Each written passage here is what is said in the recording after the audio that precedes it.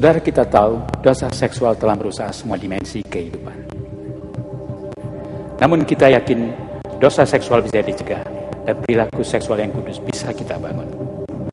Shalom, my name is Luis Bush of Transform World here in Indonesia. One of the great challenges of our time is sexual holiness. Pada saat ini serangan yang luar biasa sedang terjadi kepada banyak keluarga Kristiani. Serangan melalui pornografi di internet yang merambah bisa masuk sampai ke handphone dan sebagainya. Itu amat besar. Orang muda sekarang mengalami tantangan yang amat hebat. Tetapi gereja kita belum siap. Itu sebabnya saudara, kita sebagai pekerja, pemimpin, bahkan hamba-hamba Tuhan, kita perlu mendapat pelatihan khusus. Kita perlu mendapatkan pencerahan khusus. Kita perlu diperlengkapi supaya kita dapat mengerti konsep ini dari segi Alkitab maupun dari segi medis.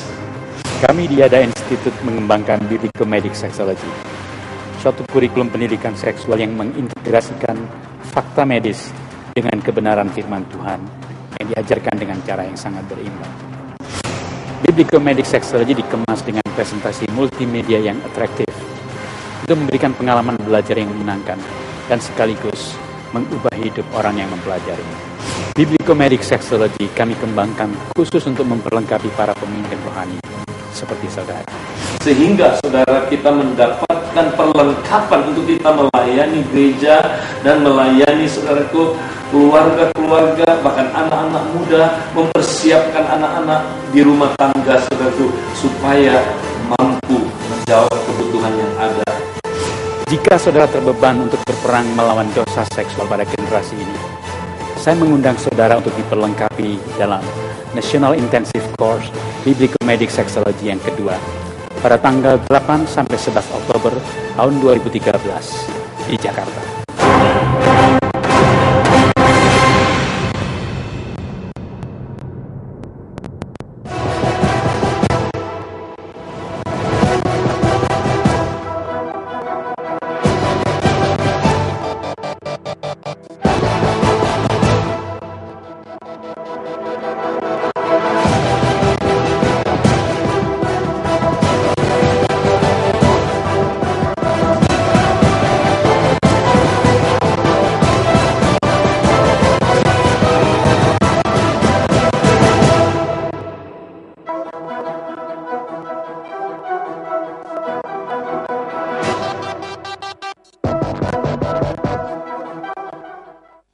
Apakah Anda merasa seorang diri?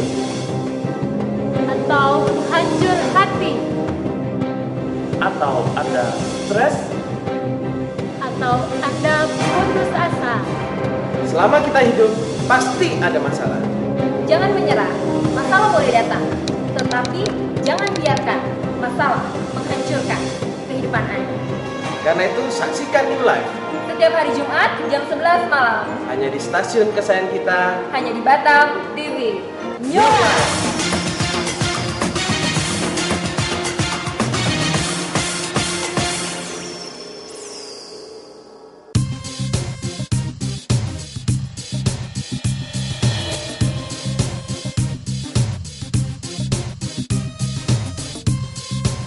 Batam TV, Jembatan Hati.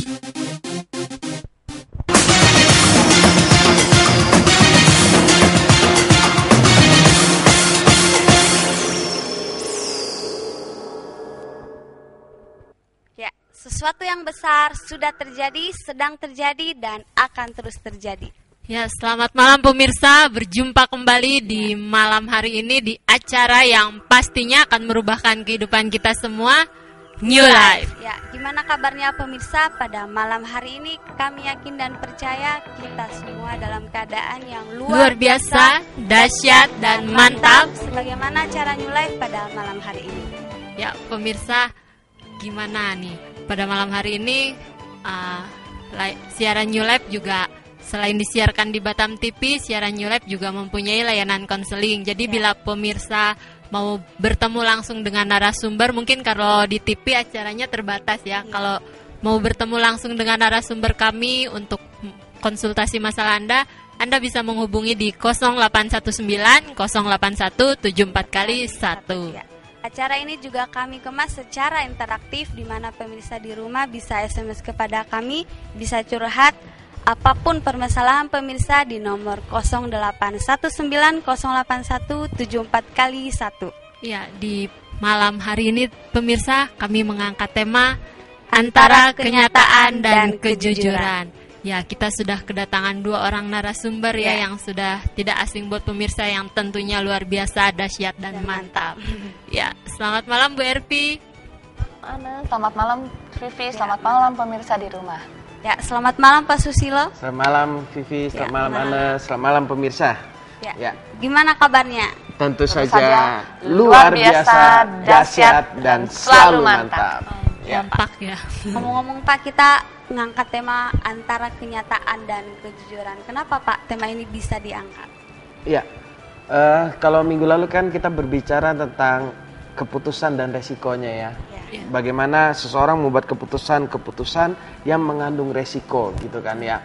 Dan keputusan yang mengandung resiko itu bukan hanya keputusan yang besar, keputusan yang kecil pun itu mengandung resiko. Contoh sederhana yang minggu lalu saya bahas, kita bangun pagi, mau pergi kantor atau tidak, itu sebuah keputusan.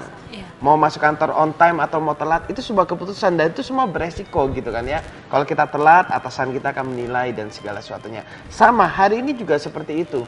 Kalau kita melihat kenyataan yang ada di dalam kehidupan ini, kadang-kadang tidak sesuai dengan yang diharapkan. Itu dia menjadi masalah. Dan waktu kita berjalan dalam sebuah kejujuran, itu mengandung resiko demi resiko yang ada di depan. Nah, saya tadi melihat sebuah kisah nyata dari seorang pengemis tua bernama Bill Ray Harris. Pak Bill lah kita sebutnya, seorang pengemis tua. Pengemis ini kerjanya kan minta uang. Suatu saat ada seorang wanita bernama Sarah Darling. Sarah Darling itu dia pakai cincin pernikahannya, cincin berliannya, lalu alergi gitu kan. Dia lepas, dia bawa, dia taruh di kantong, dan karena dia lihat pengemis tua ini tergerak hatinya oleh belas kasihan, dia ngambil uang di kantong. Dimasukkan dalam kotak yang disediakan pengemis itu di pinggir jalan, dimasukkan. Lalu dia pulang. Pengemis tuanya ini juga tidak menyadari bahwa ternyata yang diberikan bukan hanya uang, tapi ada cincin berlian yang termasuk di sana gitu kan ya. Nah, sampai pas pengemis tua setelah Sarah Darling itu lewat, lalu pengemis tuanya ini setelah mungkin agak siang atau agak sorean gitu, dia membuka kotaknya, dia terkejut, dia melihat ada cincin ini. Punya siapa ini, dia pikir. Lalu dia ingat, tadi yang memberi saya ada seorang wanita yang penampilannya cukup oke gitu kan ya. Dia ingat, tapi dia kan nggak tahu alamatnya di mana. Lalu disimpan oleh pengemis tua. Ini kisah nyata betulan dan disiarkan di CNN. Lalu pengemis tua ini menyimpan itu. Besoknya begitu sampai di rumah, Ibu Sarah ini kan langsung mengalami kebingungan. Dia mencari di mana cincinnya, dia cari tidak ada. Lalu dia menyusuri jalan. Dia jalan yang tadi dia lewati jalan, ternyata tidak ketemu, tidak ada yang jatuh. Dan waktu dia menyusuri, bapak pengemis tua ini tidak ada di tempat. Besoknya dia ulang lagi, dia susurin lagi, dan ketemu bapak pengemis tua ini. Dan Ibu Sarah itu bertanya, Pak, apa ada melihat cincin saya yang siapa tahu Bapak kan sering mengemis daerah sini, siapa tahu ada jatuh di pinggir jalan atau ada yang menemukan, apa Bapak tahu ada yang menemukannya atau tidak? Lalu pengemis tua ini langsung menjawab gini, iya Bu, memang saya yang menyimpannya. Karena saya tahu Ibu pasti akan lewat lagi dan saya ingin mengembalikannya. Dan cincin itu saya temukan di dalam kotak saya Bu, waktu Ibu memberikan saya uang, kemudian rupanya cincin itu terikut ke dalamnya. Nah, lalu apa yang terjadi? Sampai di sana kan selesai. Perjumpaan itu selesai. Tidak dikisahkan bahwa Ibu Sarah itu memberikan tips kepada pengemis tua itu. Seakan-akan kan kalau kita jadi pengemis itu kan, waduh rugi kita ini. Ini kalau dijual berapa puluh juta gitu kan, cincin berlian gitu kan ya. Tapi dia hidup dalam sebuah kejujuran. Sampai di rumah Ibu Sarah itu menceritakan kepada suaminya, lalu mereka berpikir, lalu muncul ide di dalam benak suami istri ini. Muncul idenya begini. Suami istri ini berpikir bahwa bagaimana kalau kita carikan dana untuk seorang pengemis yang jujur. Nah, lalu dia mulai buat planning, dia buat publikasi lewat internet, dan yang menariknya berita itu juga disiarkan oleh CNN. Dan ternyata hal yang mengejutkan, dalam 30 hari, hanya dalam 30 hari, dana yang terkumpul adalah 120.383 US dollar. Jadi sekitar 1,2 M.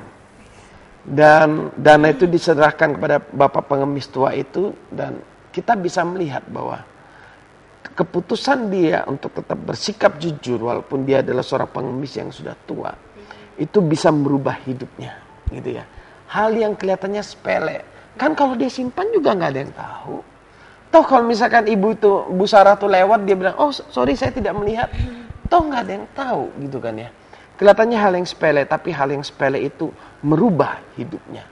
Banyak perubahan hidup terjadi bukan karena sesuatu hal yang besar, tapi karena satu hal yang kelihatannya sepele, suatu hal yang kelihatannya bagi kita, ya kita tidak melakukan apa-apa. Mungkin contoh sederhana, kita adalah seorang yang rajin di tempat kerja, lalu dipercaya menjadi seorang pemimpin di perusahaan. Kenapa? Hanya karena rajin, hanya karena jujur bisa terjadi perubahan demi perubahan dalam hidup kita. Makanya malam hari ini saya mengangkat tema antara kenyataan dan kejujuran. Kita harus memilih memang. Kita mau jujur atau tidak, itu adalah sebuah pilihan dan keputusan. Ya. Biasa. Nah pemirsa, kami masih tunggu SMS-nya buat pemirsa yang mau curhat atau sedang bingung mau mengambil keputusan atau masalah apapun di dalam kehidupan Anda. Jangan ragu lagi, jangan bingung lagi. Anda bisa curhat kepada kami SMS di 0819 081 74 kali 1. Ya, ini gimana ya kalau misalnya kadang jujur itu menyakitkan. Jadi kadang orang lebih baik untuk berbohong aja. Nah, kalau berbohong demi kebaikan sebetulnya itu boleh nggak sih? Kalau berbohong, namanya berbohong ya. Kalau sudah berbohong itu mesti nggak ada berbohong sedikit, nggak ada berbohong banyak ya. Namanya berbohong mesti full sudah 100% sudah berbohong. Nggak ada, saya berbohongnya cuma 5%, saya berbohongnya 90%, nggak ada istilah seperti itu. Jadi kalau namanya berbohong untuk kebaikan, mungkin yang melakukan dia ngerasa, oh ya saya berbohong tapi untuk kebaikan teman saya loh. Umpamanya biar jelasnya seperti ini, umpamanya di tempat kerja, umpamanya gitu. Umpamanya di tempat kerja, umpamanya ada salah seorang teman, umpamanya saya, umpamanya salah orang teman saya, dia berbuat kesalahan, umpamanya dia berbuat kesalahan. Dan waktu ditanyain sama atasan saya, gimana ini kerjanya oke? Saya mestinya bilang enggak oke. Tapi kalau saya bilang enggak benar, nanti teman saya kan kasihan, mungkin dia ditegur atau gimana, saya kasihan. Nah sudah, saya bilang oke kok Pak, enggak ada masalah. Jadi kan intinya saya berbohong untuk kebaikan ya, untuk kebaikan teman saya biar nggak diapa-apain ya. Tapi di sisi lain kan bagi perusahaan itu juga nggak benar ya. Mungkin dilakukan teman saya ya kelihatannya sekarang mungkin nggak terlalu fatal. Tapi kan satu yang nggak fatal, saya percaya suatu kali mesti bisa menjadi hal-hal yang besar gitu loh. Mungkin satu ini nggak begitu fatal, tapi kita nggak nutup kemungkinan untuk yang berikutnya ya dia bisa berbuat bisa yang lebih fatal yang saya tutupin saat ini ya. Jadi secara nggak langsung ya saat ini saya ngerasa saya berbohong untuk kebaikan, tapi bagi perusahaan itu nggak benar, nggak baik banget gitu loh, nggak adil bagi perusahaan. Dan juga untuk teman saya sendiri, untuk diri teman saya sendiri itu juga nggak benar untuk mentalnya. Jadi dia ngerasa ya sudah mungkin lain kali kalau dia berbuat salah, saya masih bisa nutupin. Jadi dia pun untuk berkreasi lebih baik lagi, untuk mau bekerja baik lagi, dia sudah agak gimana ya? Mungkin dia bisa berbuat terbaik, tapi dia masih bilang, oh ya meskipun saya ada salah, nanti toh saya ditutupin gitu. Jadi bagaimanapun berbohong untuk kebaikan, judulnya itu cuma judulnya doang ya. Tapi kalau kita bisa lihat sisi-sisi lainnya, sisi dari yang menutupin, sisi dari perusahaan sebagai korban, sisi dari orang yang ngelakuin, itu semuanya hal yang kelihatannya kecil tapi nggak bener lah. Kalau bisa jangan seperti itu. Jadi nggak ada istilah lagi berbohong demi kebaikan ya? Ya, judulnya aja berbohong demi kebaikan. Cuma lebih baik kita hindarin lah untuk seperti itu. Kalau sekarang kan Bu, bohong itu kayaknya dianggap biasa. Menurut Bapak, apa sih Pak penyebab seseorang bisa bohong? Ya, pada umumnya penyebab orang bisa bohong, yang pertama karena dia memiliki keinginan yang belum tercapai, sehingga untuk meraih keinginan itu dia menghalalkan segala cara, gitu kan ya, termasuk berbohong. Yang kedua, mungkin karena dia punya prioritas yang salah, gitu kan, dalam hidupnya. Prioritas yang salah, misalkan yang menjadi prioritas yang salah dalam hidupnya adalah biasa orang sebut harta, tahta, dan cinta, gitu kan ya. Harta, tahta, dan cinta. Nah, jadi 3 hal ini yang memang berbahaya, gitu kan ya. Karena menginginkan harta, bohong. Karena menginginkan tahta, bohong. Karena menginginkan cinta, berbohong juga. Semua dihalalkan demi keinginan. Nah, akibatnya apa? Nilai-nilai yang dia punya juga menjadi salah. Prioritas dalam hidupnya juga menjadi salah dalam kehidupannya. Lalu saya juga mencatat bahwa orang yang bohong itu karena gambar diri yang salah, gambar diri atau yang rusak. Gambar diri itu adalah bagaimana kita menilai diri kita sendiri. Kalau kita berpikir aku nggak mampu, makanya aku harus bohong. Nah, jadinya di sana. Aku begini loh, kalau aku jujur, nanti mereka nolak aku. Kenapa? Karena takut ditolak sehingga seseorang itu berbohong. Itu yang saya lihat yang cukup banyak gitu ya, daripada nanti setelah saya ngaku lalu dia meninggalkan saya, ya lebih bagus saya berbohong. Nah, itu banyak sekali terjadi antara hubungan yang beda jenis. Suami istri, orang yang masih pacaran, sering muncul kebohongan supaya pasangannya menilainya benar. Benar dalam tanda petik ya. Supaya maksudnya pasangannya itu, misalkan saya pacaran sama istri saya gitu ya. Saya kalau mau pergi apel, saya cari mobil pinjaman. Saya pakai baju yang itu. Ini kisahnya. Jadi saya menutupi kelemahan saya supaya dia menilai saya benar. Kalau misalnya tanya, itu mobil siapa? Oh, baru beli. Wah. Nah, kan bohong padahal mobil pinjaman. Dan ini berakibat sangat fatal nantinya. Tapi saya dulu waktu apel nggak begitu kok. Dia menjadi saksi hidupnya.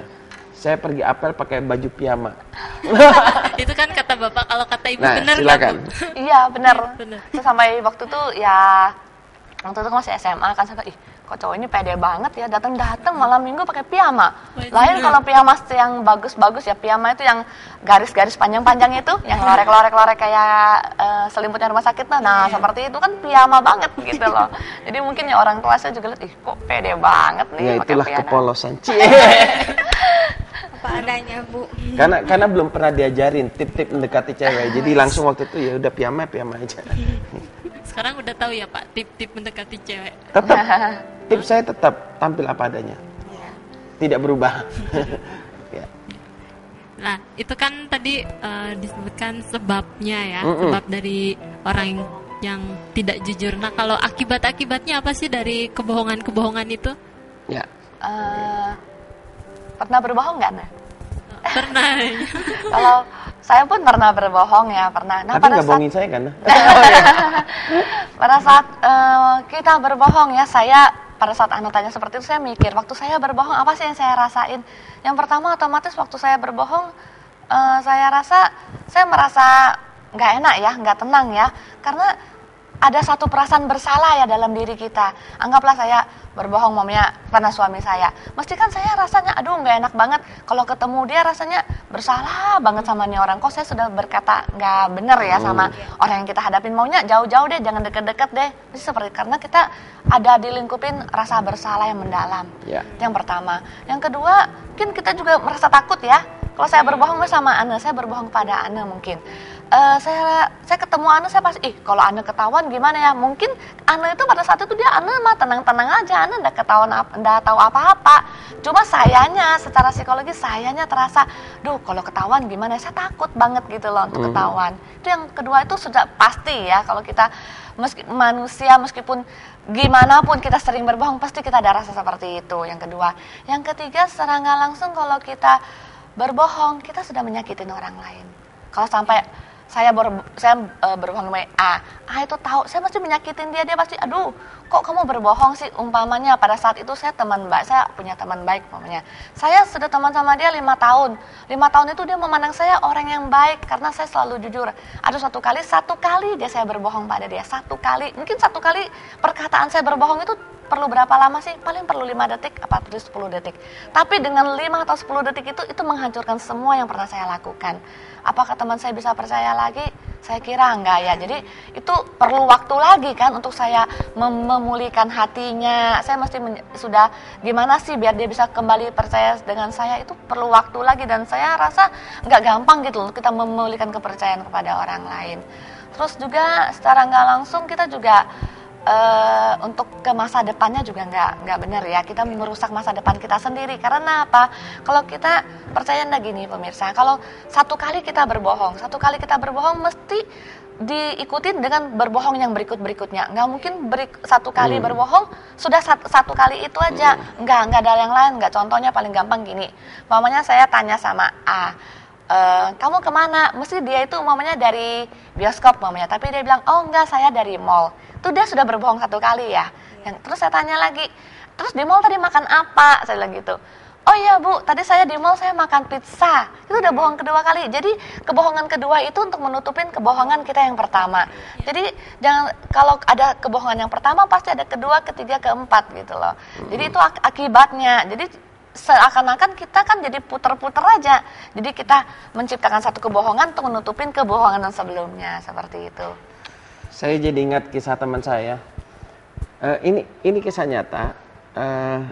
Dia kan dulu, ini cerita dulu, sekarang sudah berubah, luar biasa sekali dia. Dulu dia ini suka dugem. Dia sudah menikah, sudah punya istri. Kemudian kalau dia pergi dugem, dia pergi gitu saja. Kalau tempat dugem, istrinya telepon, dia kan takut kan? Dia matiin HP-nya. Wah, dia pos-pos dugem, bahkan dia bilang sama saya, kalau mau dugem sekalian, jangan setengah-setengah, dia bilangnya gitu. Jadi kalau setengah-setengah rugi katanya, ya udah sekalian.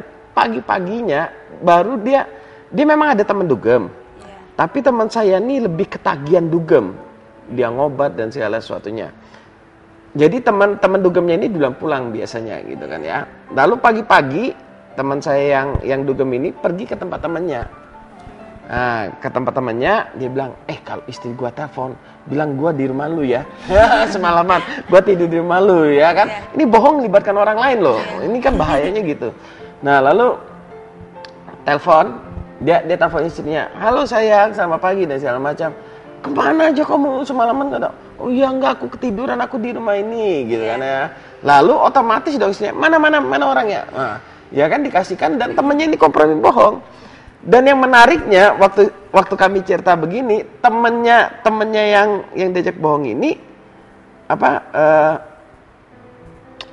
ada juga waktu itu bilang, lu yang bohong, gua diajarin bohong juga ikutnya. Nah, ini sangat berbahaya sekali sebenarnya kalau kita berbicara tentang kebohongan. Ini memang riskan ya. Kalau kelihatannya hal yang sepele tapi bisa berbuntut panjang gitu ya. Sekarang misalkan kita lihat zaman-zaman sekarang nih lebih mudahnya orang berbohong. Misalkan kita mau apply kartu kredit misalkan. Pak, nanti kalau ditanya slip gaji apa, bilang sudah dikasihkan ya, dikopikan. Kita dihadapkan pada keputusan kita mau berbohong atau tidak gitu loh. Kalau kita nggak bohong ya kartu kredit kita tidak disetujui. Kalau kita bohong ya disetujuin. Bagaimana keputusan kita? Kita seharusnya tetap menceritakan apa adanya. Mau disetujuin, tidak. Gitu aja kan. Toh tanpa kartu kredit kita nggak mati, bahasa kasarnya kan di sana. Ya Pak, kita ke SMS yang udah masuk dari 0477. Bagaimana kita bicara jujur padahal kita sering berbohong? Dari bagaimana kita akan bicara jujur padahal kita sering berbohong? Begini, kejujuran itu bicara tentang sebuah keputusan. Anda tidak akan bisa berbicara jujur kalau Anda masih mencap diri Anda bahwa saya adalah seorang pembohong. Kenapa? Karena Anda berpikir bahwa saya ini sering berbohong. Bahasa kasarnya pembohong lah ya. Saya ini pembohong. Bagaimana saya mau bicara jujur? Anda tidak akan pernah bisa berbicara jujur. Kenapa? Karena Anda salah dalam menilai diri Anda. Coba katakanlah, mulai malam hari ini semenjak saya nonton acara ini live, saya sudah menjadi orang yang jujur. Saya akan berkata jujur apapun resikonya. Saya adalah seorang yang jujur. Katakan itu terus pada diri Anda. Saya akan berkata jujur, saya adalah orang yang jujur. Karena itu membangun integritas dan masa depan saya. Kan gitu kan? Waktu Anda berkata saya adalah seorang yang jujur, maka Anda bisa berkata jujur. Tapi kalau Anda tidak pernah menyadari bahwa Anda seorang yang jujur, maka yang muncul adalah kebohongan. Walaupun Anda pingin untuk jujur, tapi yang muncul pasti kebohongan. Kenapa? Karena Anda menyadari diri Anda adalah seorang pembohong. Pak, bagaimana kita menghadapi orang yang suka berbohong? Ini yang paling banyak gitu kan, pertanyaan yang cukup umum. Dan di SMS ada, coba sekalian dibacakan aja dari 168 tadi. Ya, 0168 bagaimana menyikapi orang yang berbohong walaupun katanya dia berbohong karena untuk kebaikan? Ya, yang pasti begini, kita tidak bisa melarang orang untuk tidak berbohong. Saya nggak bisa melarang anak untuk tidak berbohong, karena berbohong itu bicara keputusan, ya kan? Nah, yang kita perlu sadari adalah kalau orang berbohong, jangan sampai kita ikut-ikutan berbohong. Nah, kalau misalkan Anda berbohong pada saya ikut-ikutan berbohong pada dia, jadilah kami sama-sama pembohong. Iya kan? Reaksinya salah. Nah, makanya kalau saya ditanya bagaimana menghadapi orang yang suka pembohong, ya sudah, terima saja memang dia memang suka berbohong. Pastikan bahwa memang dia benar-benar pembohong. Jangan begini. Saya tidak melihat fakta istri saya selingkuh, lalu saya menuduh dia selingkuh, lalu saya berkata kamu pembohong dan segala macam. Hanya berdasarkan feeling, nggak bisa. Kita menilai seorang bohong atau tidak itu harus dengan fakta. Nggak bisa dong kita hanya perasaan saya kok sepertinya Anda bohongi saya ya. Hanya berdasarkan perasaan kan jadi repot gitu kan ya. Apalagi kalau orang gambar dirinya bermasalah, ini akan menjadi berbahaya. Kenapa dia akan menilai orang-orang di sekitarnya semua berbohong? Anda lihat acara ini, Anda bohong semua itu, bohong. Semua orang yang jujur, Anda akan berkata bohong. Kenapa? Karena hidup Anda hidup dalam kebohongan. Tapi kalau Anda hidup dalam kejujuran, Anda hidup dalam kebenaran, maka orang yang berbohong pun Anda kira dia benar. Kenapa? Karena dalam pikiran Anda cuma benar, jujur. Dia berkata jujur. Kadang kita nggak sadar kita dibohongi kan? Karena kita percaya orang itu adalah orang yang jujur. Gitu. Ya, jadi terima aja apa adanya. Yang penting kita tidak berbohong, mengampuni, lanjutkan hidup kita yang benar. Ya pemirsa, kami masih tunggu SMS-nya di 0819 081 74 kali 1. Apapun permasalahan yang sedang Anda hadapi pada malam hari ini, baik masalah pekerjaan, kesehatan, atau apapun yang Anda mungkin rasa tidak ada jalan keluarnya, bisa SMS di 0819 081 74 kali 1. Ya, kita ke SMS selanjutnya dari 8337. Ya. Selamat malam New Life, mau nanya ini. Saya sudah putus sama pacar saya, putusnya karena kita beda agama. Sejujurnya saya masih menyayangin dia, tapi kenyataannya kita harus putus demi keyakinan kita masing-masing. Gimana tuh?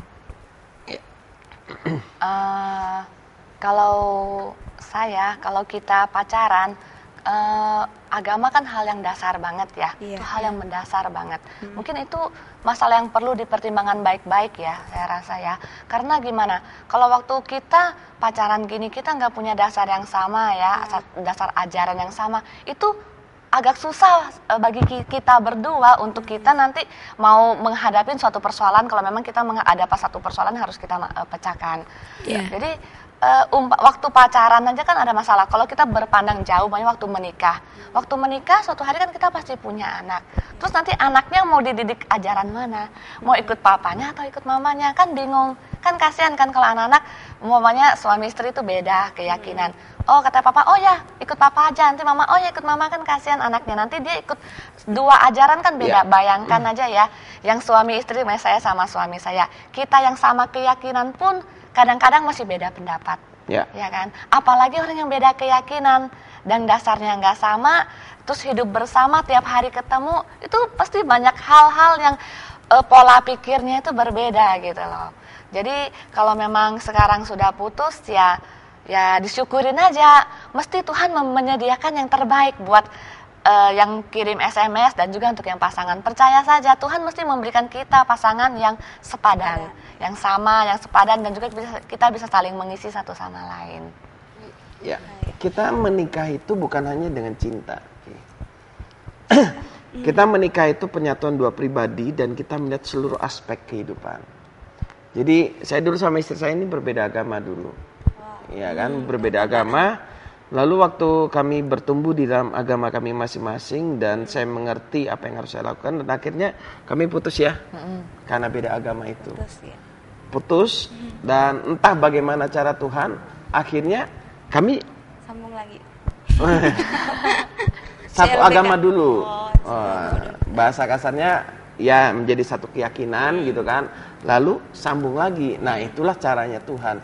Jadi tapi tidak semuanya begitu ya. Jangan Anda berpikir ini, oh ya udah kita putus aja dulu ya, nanti tunggu salah satu berubah baru kita jalan lagi. Jangan. Tidak semuanya happy ending seperti yang kami alami. Ini pas kebetulan happy ending. Ya.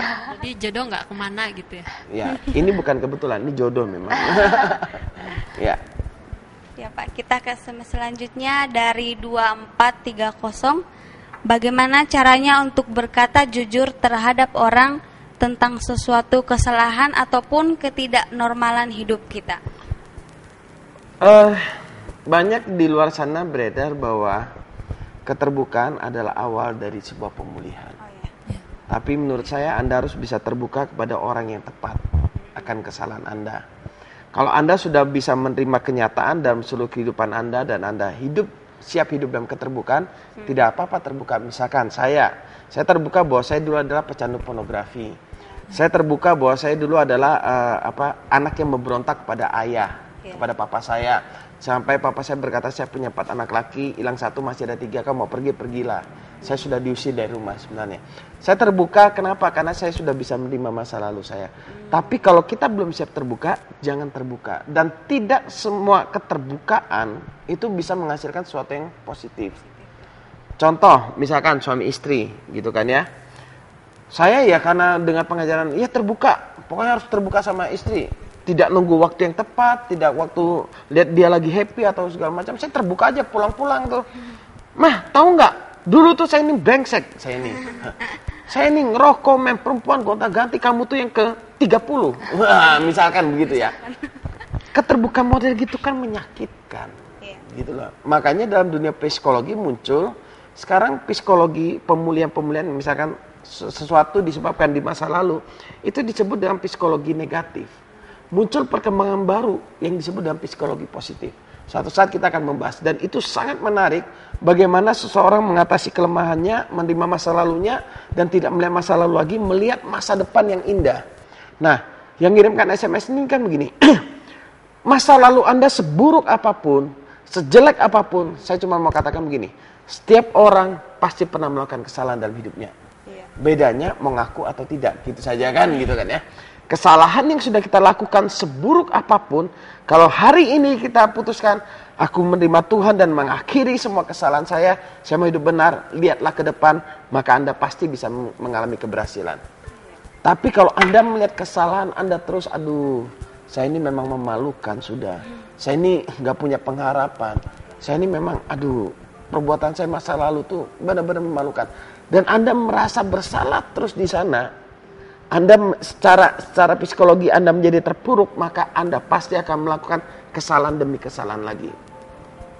Makanya di satu sisi saya 70-80% setuju dengan psikologi positif. Kenapa? Mereka melihat hal-hal yang positif yang ada pada diri manusia yang bisa dilakukan. Contohnya misalkan saya melakukan kesalahan di masa lalu gitu kan ya. Tapi saya lihat, oh saya masih muda, saya masih bisa bekerja, saya memiliki masa depan, oh saya memiliki istri, dan istri saya membutuhkan kehadiran saya dan segala sesuatunya. Dia melihat hal positif dan itu dijadi dasar untuk dia bergerak ke depan. Kenapa saya katakan saya masih setuju 70-80%? Karena psikologi positif masih melihatnya ke diri manusia. Kalau melihat kepada diri manusia, manusia ini banyak kelemahan. Sesuatu yang kita alami bisa berubah. Contoh hal yang positif. Oh, kita masih punya rumah, masih punya mobil, masih punya pekerjaan yang baik. Tapi itu semua bisa berubah. Makanya kalau saya pribadi, saya tidak tahu harus menyebut dalam psikologi apa. Saya selalu berkata, kalau Anda mau kuat dalam hidup, lihatlah kepada Tuhan.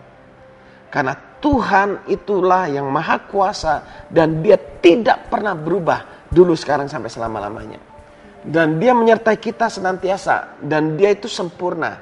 Waktu kita melihat kepada Tuhan, kita akan mendapatkan kekuatan yang baru. Kenapa? Karena Tuhanlah yang menjadi sumber kekuatan kita. Kita bisa berjalan karena kita menyadari kehadiran Tuhan. Bukan karena saya baik, oh saya memiliki semangat. Nanti pada saat kejadian buruk menimpa kita, bisa-bisa kita nggak semangat. Tapi kalau kita melihat Tuhan, kita melihat rencana Tuhan dalam hidup kita, arti hidup kita, maka kita akan bisa bersemangat. Ya. Luar biasa. Nanti kalau bicara khusus itu harus seminar memang. Cukup dalam. Perbincangan kita makin hangat saja nih di tengah malam, tapi kita break sejenak untuk melihat iklan yang satu ini. Tetaplah bersama kami. Dan jangan kemana-mana.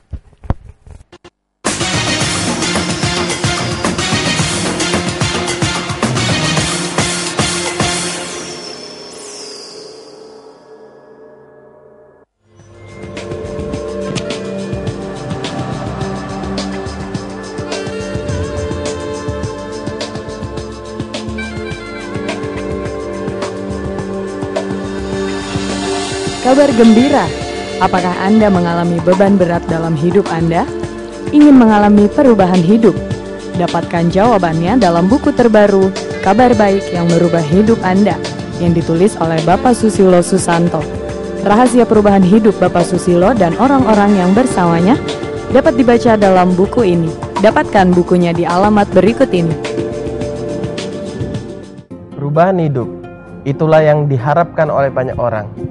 Mereka menginginkan kebahagiaan, mereka menginginkan kesuksesan, mereka menginginkan hidup yang berkecukupan. Tapi banyak orang tidak menemukan rahasia dari sebuah perubahan hidup. Bertahun-tahun saya melayani orang-orang untuk mengalami perubahan hidup. Dan akhirnya saya menemukan sebuah rahasia dari sebuah perubahan hidup, yaitu kabar baik. Oleh karena itu, bagi Anda yang merindukan sebuah perubahan, Anda yang merindukan sebuah pembaharuan hidup, pemulihan hidup, Anda bisa membacanya dalam buku yang sudah saya tulis yang berjudul Kabar Baik yang Merubah Kehidupan Anda.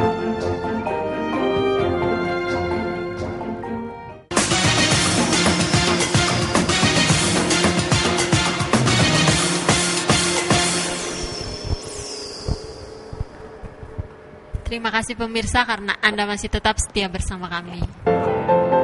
Ya, kami ingatkan kembali buat pemirsa yang mau mengirim SMS atau mau curhat kepada kami, Anda bisa menghubungi di 0819 081 74 kali 1. Ya Pak, dari iklan yang barusan, dari iklan buku yang Bapak tulis, tadi kan Bapak sempat ada berkata bahwa ada psikologi negatif, ada psikologi positif. Ya. Nah, kalau buku Bapak itu mengandung psikologi positif seperti itu?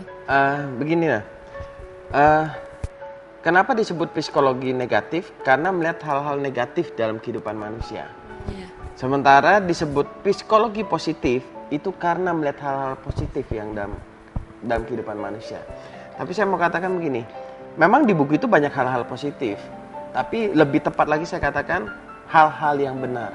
Kenapa? Karena di buku itu saya mengajak setiap pembacanya untuk berpusat kembali kepada Tuhan, gitu kan ya. Nah, positif belum tentu benar. Itu yang mau saya garis bawahi. Makanya saya tadi katakan psikologi positif ya saya setuju 70-80%. Kenapa? Karena ada 20%-nya lagi, berarti kan belum sempurna maksud saya. Nah, positif belum tentu benar. Kenapa? Karena tidak semua hal yang positif pasti benar. Contoh. Misalkan saya punya seorang pembantu di rumah. Saya bilang, Mbak, saya mau pergi nih. Mau pergi kantor. Tolong ya, rumput di taman dipotong. Gitu kan ya. Oke. Mbak saya berkata, oh siap Pak, beres. Nanti Bapak pulang, rumput sudah rapi semua. Wah. Saya pergi kantor. Pulang. Waktu pulang, saya lihat Mbak saya tuh memang lagi rajin. Lagi motongin rumput. Tapi yang dipotongin rumputnya tetangga. Nah, bukan rumput depan rumah saya, rumput tetangga yang dia potongin. Dia melakukan hal yang positif enggak? Positif. Ya kan rajin dia kan, tetap sama potong rumput, tapi tidak benar. Kenapa? Karena tidak sesuai dengan apa yang saya instruksikan, gitu kan ya. Nah, sama dalam kehidupan ini banyak hal-hal yang positif, tapi tidak benar. Makanya mereka yang menganut psikologi positif ini bisa mengalami satu titik yang saya sebut dan titik kejenuhan atau titik down kembali. Kenapa? Karena apa yang mereka pikirkan positif, mereka pinginnya ini. Saya bisa meraih apa misalkan penghasilan sebulan 50 juta misalkan. Dimotivasikan untuk pikirannya positif sehingga tindakannya positif. Tapi dalam kenyataannya tidak berhasil. Apa yang sudah diprogram itu tidak berhasil. Oke, sekali tidak berhasil. Makanya orang-orang yang ikut motivator bisa dihitung berapa banyak yang berhasil, berapa banyak yang malah down. Iya. Kenapa? Karena waktu mereka ikut nggak berhasil, akhirnya ada motivator lain, mereka langsung berkata, ya sama saja paling, sudah gagal, sama saja, nggak mungkin berubah lah. Nah, kenapa hal itu bisa terjadi? Karena pikiran positifnya tidak sesuai dengan kenyataan. Dalam arti yang saya maksudkan adalah pikiran positifnya tidak benar. Kenapa? Dia berpikir jauh melebihi kemampuan dirinya. Dia berpikir tanpa mengandalkan Tuhan, tapi mengandalkan kekuatannya. Padahal sehebat-hebat apapun seseorang, di balik kesuksesan kita, Tuhan yang punya peranan semua. Makanya di buku itu saya fokusnya ke Tuhan. Ya. Ya, jadi buat pemirsa yang mau dapatkan bukunya atau untuk baca-baca bukunya, pemirsa bisa mendapatkannya di sekretariat New Life atau bisa telepon di 0819 081 74 kali 1. Ya. Nah, ini kan tema malam ini antara kenyataan dan kejujuran. Ya, kenapa sih seseorang itu harus jujur?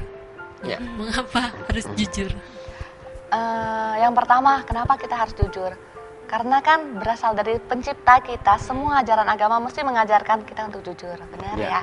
Semua agama mesti yang pertama. Dan kita adalah orang jujur ya? Iya, dan kita juga adalah orang jujur. Kita percaya, kita punya prinsip bahwa kita adalah orang jujur. Saya percaya kita pasti menjadi orang jujur, bukan? Itu yang pertama. Dan kedua, kalau kita jujur, kita secara nggak langsung kita mempersiapkan masa depan kita loh. Mungkin sekarang ya, kita memupuknya sedikit demi sedikit, tapi kita nggak terasa pada saat nanti jauh ke depan, pada saat kita memang sudah berhasil, itu mesti semuanya tuh berawal dari kejujuran kita. Yang kita kelihatannya kecil, tapi itu penting banget gitu loh. Itu dari yang kedua.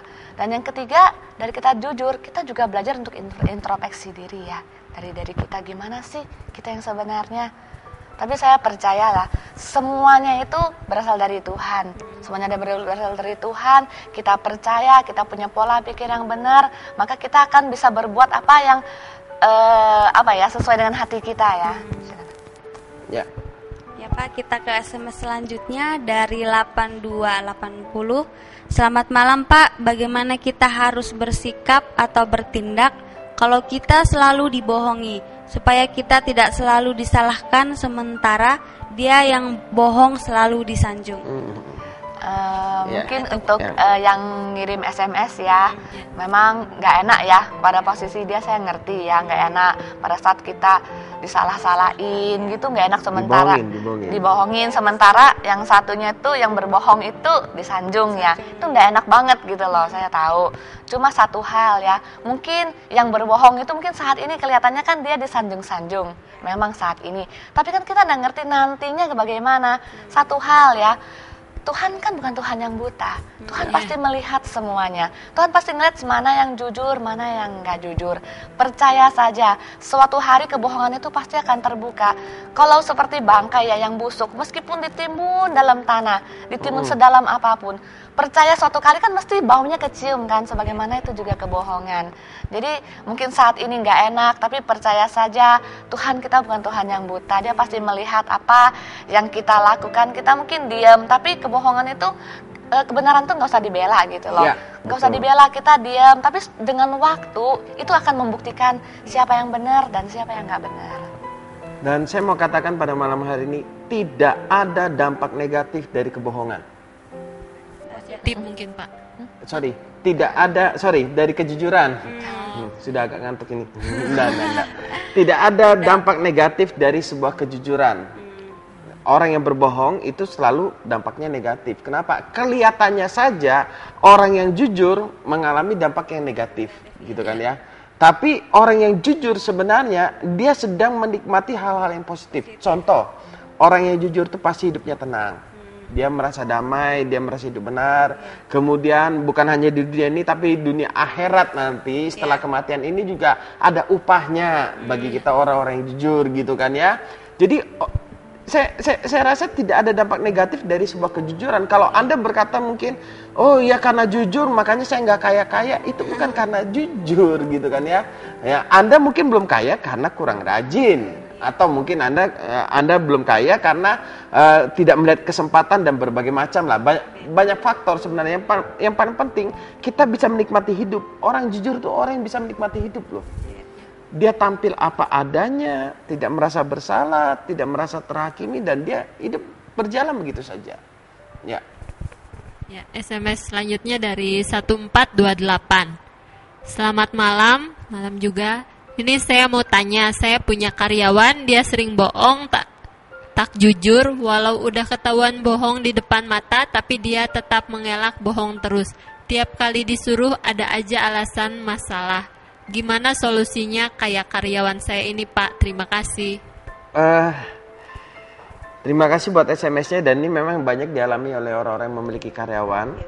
Kalau saya pribadi agak tegas, Pak, kalau saya. Kalau orang yang bekerja di tempat saya dia nggak jujur, oke, memang kita mengampuni ya. Mengampuni tapi bukan berarti saya harus menerima dia bekerja. Yeah. Itu yang saya maksudkan. Kalau misalkan orang tersebut nggak jujur, sudah kita beritahu dan kita memang punya fakta bukti dan dia masih bohong terus, kalau saya nggak ada kompromi. Maaf saja kalau saya yang jadi atasan, saya akan pecat dia, tapi saya akan tetap terima dia apa adanya. Maksudnya dalam arti dia tidak harus bekerja di tempat saya. Karena apa? Kalau dia bekerja di tempat saya, dia merusak banyak hal, merusak karyawan yang lain, merusak emosi saya gitu kan sakit hati kalau orang dibohongi. Siapa yang nggak sakit gitu kan?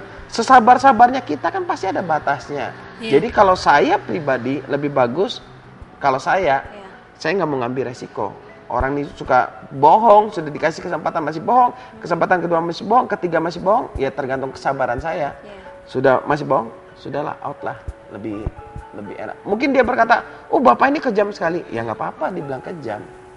Tapi yang pasti kita nggak kejam. Kenapa? Karena kita tetap bisa bergaul sama dia. Cuman saya tidak mau ada ikatan kerja di sana. Buat apa saya ikatan kerja dan orang yang suka bohong? Kalau saya, ya. Oke. Ya Pak, kita ke SMS selanjutnya dari 0547. Selamat malam New Life. Ya, selamat malam. Saya mau tanya, saya Adi, pegawai kontrak. Saya adalah pegawai kontrak. Oh, saya adalah pegawai kontrak. Apa mengharapkan untuk menjadi pegawai tetapi di perusahaan itu salah, sedangkan perusahaan kurang peduli dengan pegawainya. Sedangkan saya mau berencana menikah. Apakah saya harus mencari pekerjaan yang tetap terlebih dahulu dan bagaimana meyakinkan orang tua pasangan saya?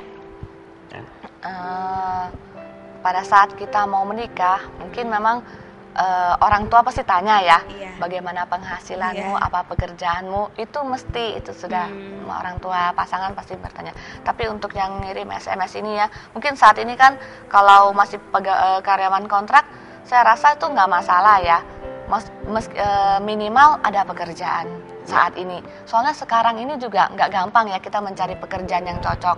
Kalau memang sekarang momennya kalau memang nggak cocok sama pekerjaan saat ini, baru mau pindah, nggak masalah sih pindah. Tapi baiknya cari pekerjaan dulu gitu loh, sudah dapet baru pindah. Jadi kan kalau suatu hari memang mau menikah sama pasangan kan, pada saat ditanya pekerjaan apa, kita jawabannya lebih gampang gitu loh. Soalnya orang tua pasangan mesti nanya, kalau calonnya nggak ada pekerjaan, nanti anak saya gimana kehidupan berkelanjutannya. Mesti kan jadi pertimbangan orang tua itu masalah yang seperti yang dekat-dekat seperti itu. Jadi ada baiknya dipertimbangkan dulu. Kalau memang mau resign dari tempat sekarang, carilah info-info pekerjaan, mungkin ngelamar dulu. Kalau sudah diterima, mungkin paling nggak 3 bulan ya setelah masa percobaan lewat, baru mungkin bisa direncanakan untuk menikah. Kalau dalam masa 3 bulan kan masih riskan ya, kadang-kadang perusahaan bisa memecat kalau memang dia ngerasa nggak cocok sama pekerjaan kita. Iya. Kalau saya namain begini, mau nikah saja.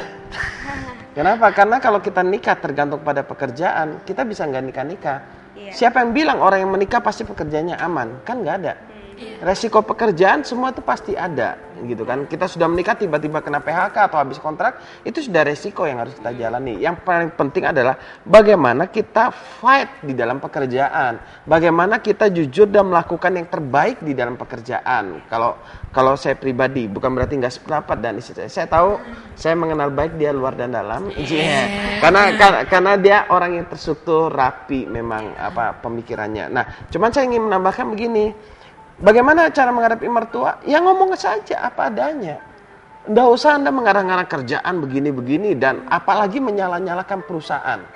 Bahasa kasar saya begini, Anda bekerja, maaf nih, dalam tanda petik, seakan-akan Anda menjual diri Anda.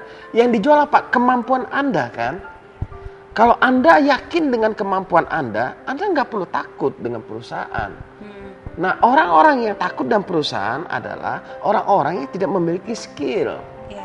Orang-orang yang, aku kalau nggak kerja sini, kerja di mana? Berarti Anda tidak mengenal potensi yang ada dalam diri Anda. Anda tidak mengenal tujuan Anda bekerja.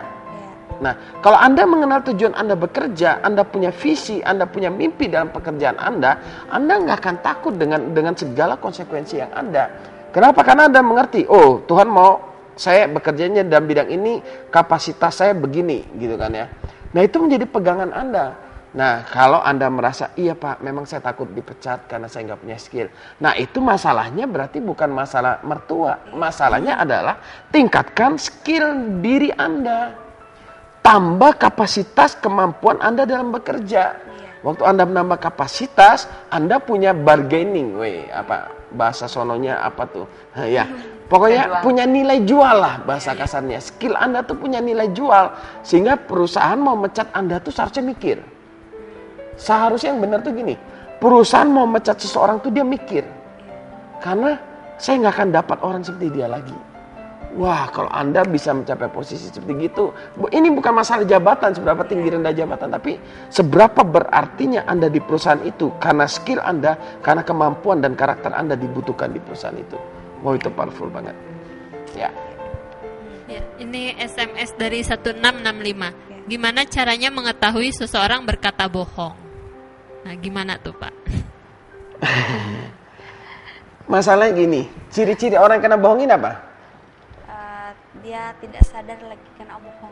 Ya, kalau Vivi bohongin saya tidak sadar bahwa saya sedang dibohongin kan? Ya kita nggak bisa tahu bahwa seseorang itu berbohong atau tidak sampai fakta yang membuktikan. Ya kan? Kalau saya sudah bisa tahu di depan dia bohong, berarti ya saya nggak akan kena bohong. Nah, bagaimana ciri-ciri orang yang berkata bohong? Ya memang dari dunia sono mengajarkan dari cara berbicara, ekspresi, kemudian kita bisa baca bahasa tubuh, raut muka dan segala sesuatunya. Cuman saya tidak ingin menekankan di sana, saya cuma ingin katakan begini, berjalanlah dengan hati Anda. Kalau Anda nggak struck, jangan lanjutkan. Kalau Anda mantap, lanjutkan. Ya. Kita selanjutnya dari 8406. Selamat malam Pak.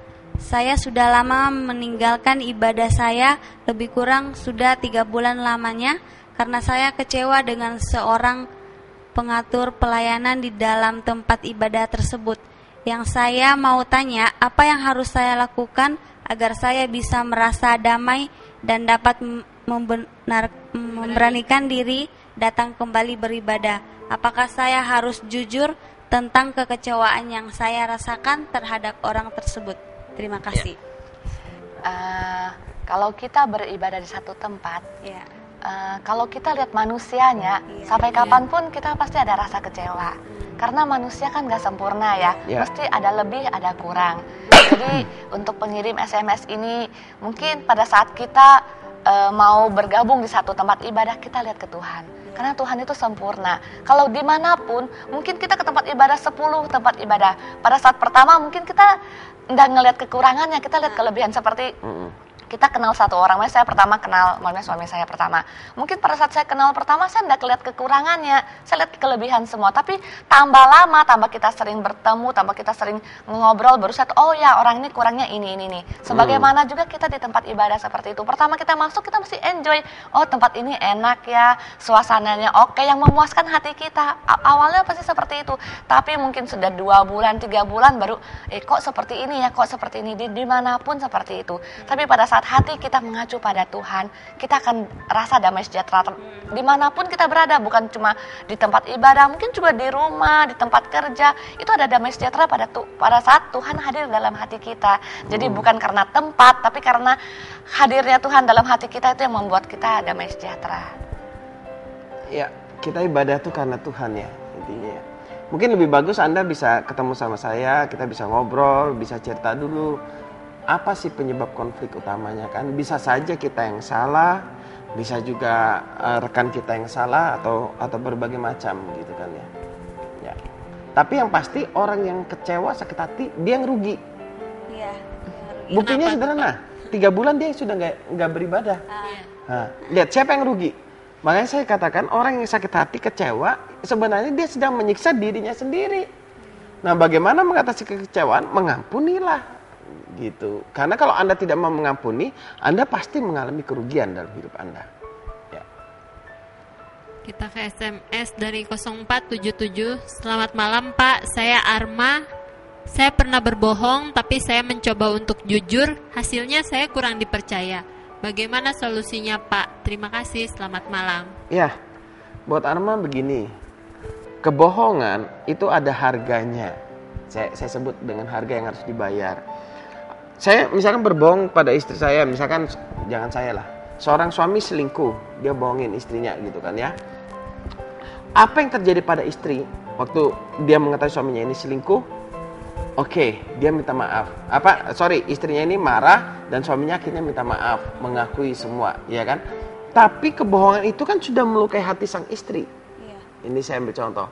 Nah, waktu ada peristiwa suaminya berkata jujur, istrinya pasti yang dia ingat apa? Masa lalunya. Oh, dulu dia selingkuh, dia berbohong sama saya. Pasti yang kali ini juga dia bohong nih. Nah, munculnya begitu. Makanya itulah yang saya katakan, dunia psikologi negatif itu. Kenapa? Karena yang dilihat hal-hal negatif, yang diakui hal-hal negatif, fokusnya pada hal-hal negatif, sehingga pikirannya juga menjadi negatif. Jadi semuanya jadi negatif. Makanya seharusnya kita mulai berubah, gitu kan ya. Hal-hal apa yang positif, yang benar kepada orang yang pernah melakukan kesalahan. Sekalipun dia pernah melakukan kesalahan, dia tetap bisa berlaku benar, dia tetap bisa jujur. Saya percaya dia menjadi orang yang jujur karena Tuhan. Nah, itu akan mempengaruhi cara kita bereaksi.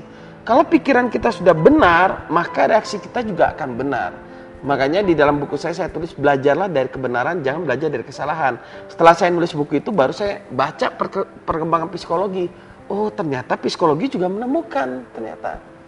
Hasil penelitian loh itu selama 25 tahun. Ya. Ya Pak, kita ke SMS selanjutnya dari 17195. Selamat malam Pak. Saya mau tanya Pak, saya punya anak buah, dia seringkali berbohong. Saya sebenarnya tak mau lagi mempekerjakan dia, tapi masalahnya dia tinggal satu rumah sama saya dan saya sendiri yang merekord dia dari kampung Pak. Tolong gimana solusinya? Terima kasih. Ini dia sudah tidak mempekerjakan tapi tinggalnya satu rumah ya. Jadi masih memang bekerja. Menjadi tanggung jawab Bapak ini ya, karena masih kan mempekerjakan, cuman dia sudah nggak mau lagi. Buah, gitu. Oh, sudah nggak mau lagi tapi masih jadi anak buah gitu. Makanya dilema. Masih satu rumah kan, tinggal satu rumah tapi sudah tidak mempekerjakan lagi saat ini. Masih mempekerjakan lagi ya. Ya mungkin tadi sudah dijelaskan suami saya ya. Kalau memang dia suka bohong, mungkin mesti Bapak bisa tegas ya. Kalau memang bohong ya, kalau memang mau sudah nggak dikasih kerja dengan Bapak sih nggak masalah ya. Mungkin Bapak saat ini kan Bapak yang rekrut dia dari kampung ya. Jadi otomatis kan Bapak bertanggung jawab sama orang tuanya. Kalau saya bisa saran, kalau baiknya kalau dia juga dipulangkan dengan baik-baik lah. Waktu Bapak mendatangkan dia dengan cara baik, maunya diantar ke sini, mungkin kita kembalikan juga dengan baik dengan mengembalikan ke orang tuanya ya. Jadi tanggung jawab Bapak selesai. Kalau Bapak mungkin menyuruh dia, dah kamu kos di luar, itu kan resiko banget ya, kasihan juga ya. Mungkin dia udah punya keluarga, belum punya teman kali ya. Jadi mungkin baiknya dikasih balik ke kampung aja, biar lebih amannya ya. Iya.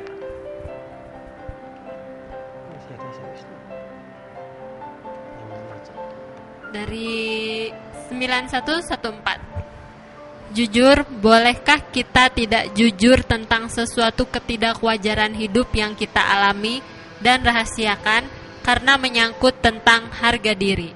Oke. Harga diri kita tidak ditentukan dari apa kata orang. Itu dulu. Harga diri kita tidak ditentukan apa kata orang. Harga diri kita ditentukan dari apa kata Tuhan.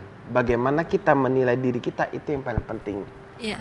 Orang boleh menilai saya negatif, tapi itu bukanlah harga diri saya. Iya. Gitu kan ya. Ya Anda kan mempertimbangkan kalau boleh nggak jujur atas ketidakwajaran hidup yang kita alami. Karena gengsi. Gengsi. Ya nggak apa-apa, itu keputusan Anda. Nggak ada satu permasalahan di sana. Cuman yang saya ingin tekankan adalah harga diri kita tidak ditentukan dari apa kata orang. Itu tergantung kepribadian Anda saja. Anda mau terbuka ya silahkan, Anda juga silahkan. Mau terbuka kepada orang tertentu juga silahkan. Jadi tidak ada kendala di sana. Ya. Ini SMS terakhir dari 2017.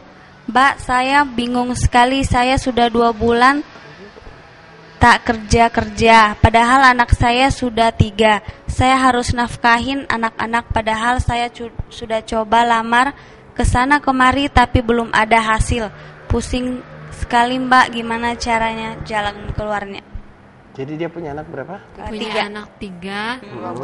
Udah 2 bulan tidak kerja. Nah, saya harus menafkahi anak-anak, padahal saya udah coba lamar sana sini tapi belum ada hasil. Ya. Pusing sekali. Tidak diceritakan di mana suaminya ya, soalnya ya. Oke, memang kalau keluarga itu tanggung jawab sama istri itu pasti Bu.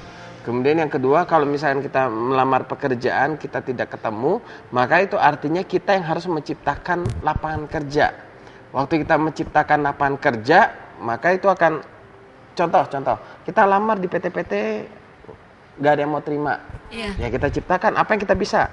Kue, bikin kue, masak. Sudah mulai tetangga, mau nggak saya masakin, cateringin, bayarnya murah. Nah kita menciptakan, karena saya melihat banyak orang-orang yang sukses dan berhasil itu karena dia ditolak di PT. Lamar kerja nggak dapat. Akhirnya masa saya nganggur, masa saya nyerah? Gak boleh nyerah, jualan lah, jadi broker lah. Lihat, oh ini ada rumah mau dijual, oh cari pembeli gitu kan. Kan jasa itu banyak loh. Misalkan kita di Batam ini ada saudara dari Jawa mungkin mau minta kita cari barang gitu kan, kita cari di Batam atau cari di Singapura baru kirim. Itu banyak sekali orang-orang yang bekerja seperti itu. Bisnis online gitu kan ya. Bisnis online kan bisa juga gitu. Sehingga mendapatkan banyak keuntungan lewat BB, lewat Facebook, lewat komunikasi, lewat pertemanan. Yang saya lihat orang-orang yang berhasil saat ini adalah orang-orang yang memiliki pertemanan yang banyak. Ya. Nah, ini ada SMS dari 9691. Malam New Life, acara yang bagus. Saya Dewi, pengenlah ada di acara ini. Nah, gimana tuh Pak? Mau jadi bintang tamu mungkin? Dari Dewi. Dewi boleh kontak kita saja. Terima kasih buat responnya. Kita boleh ketemu, bisa saling kenal. Yang pasti New Life bukan terdiri dari orang-orang yang hebat. New Life terdiri dari orang-orang yang dulunya hancur dan mengalami perubahan, memperoleh hidup yang baru dan menikmati hidup. Ya. Ini SMS terakhir, sayang sekali kalau dilewatkan terakhir, ya. Ya. Saya mencintai 2 orang cowok, mereka tidak tahu sama sekali. Saya mau jujur, tapi aku takut kehilangan mereka karena aku sangat mencintai mereka berdua. Apa solusinya, Pak? Saya tahu kenapa Anda sulit melewatkannya. Ya, silakan. Satu hal ya, mungkin Mbak bisa ingat ya, mencintai, tapi mencintai kan kita tidak harus memiliki ya. Mungkin mencintai kita bisa mengagumin, nggak apa-apa. Kita bisa lihat-lihat, seneng gitu boleh. Cuma kalau kita cuma mencintai terus bertepuk sebelah tangan kan juga nggak enak ya. Kita membina hubungan kan. Jadi mungkin kalau di Indonesia ya ada kalanya kan kita masih gini, cowok yang ngomong, ceweknya ini lebih cenderung untuk memutusin oke apa enggak gitu loh. Jadi kalau seakan-akan kalau kita ngomong duluan, aku suka sama kamu kok, suka sama kamu loh, rasanya kok kayak gimana ya. Memang ada yang seperti itu. Saya pun kadang-kadang kalau saya dalam posisi Mbak ya, kadang-kadang rasanya nggak enak juga ya. Rasanya kok mencintai kok diam. Tapi dalam hal ini saya juga baca kok mencintai kok dua cowok ya, kok nggak satu gitu loh. Kalau kita benar-benar mencintai, kita bisa hati kita bisa dimantapkan ke satu cowok gitu loh, dimana kita bisa sungguh-sungguh mencintai dia apa adanya, terima lebih dan kurangnya. Mungkin Mbak kalau pas nganggur, cobalah kaji ulangnya, yang mana sih yang benar-benar mencintai. Kalau setahu saya mencintai masih satu aja, kalau dua itu masih dalam tanda kutip suka apa memang mencintai ya, atau nafsu gitu ya. Sebetulnya perbincangan kita semakin hangat saja, tapi kita harus berakhir juga. Mungkin di ujung acara ada tip-tip dari Ibu Ervi? Untuk kejujuran, banyak orang memang mikir ya, kok jujur tuh susah ya. Tapi pada saat kita memutuskan kita berkata jujur, segala sesuatu tuh pasti indah. Ya. Dari Bapak? Jujur itu indah dan pasti tidak ada ruginya. Wow, luar biasa sekali. Terima kasih banyak buat hatinya dan juga buat nilai-nilai yang telah dibagikan kepada kita semua. Terima kasih. Kami juga mengucapkan mohon maaf karena tidak semua SMS yang masuk kepada kami bacakan semua. Mendapatkan jawaban langsung dari narasumber kami, tetap bisa menghubungi nomor yang sama di nomor 0819 08174 kali 1. Kami juga mengucapkan terima kasih banyak pada kru Batam TV yang bertugas pada malam hari ini, karena tanpa bantuan dan kerjasama dari Anda semua tidak mungkin acara ini dapat berlangsung dengan baik dan lancar. Ya, terima kasih banyak pemirsa. Saksikan terus siaran New Life setiap hari Jumat jam 11 malam hanya di stasiun kesayangan kita di Batam TV. New Life.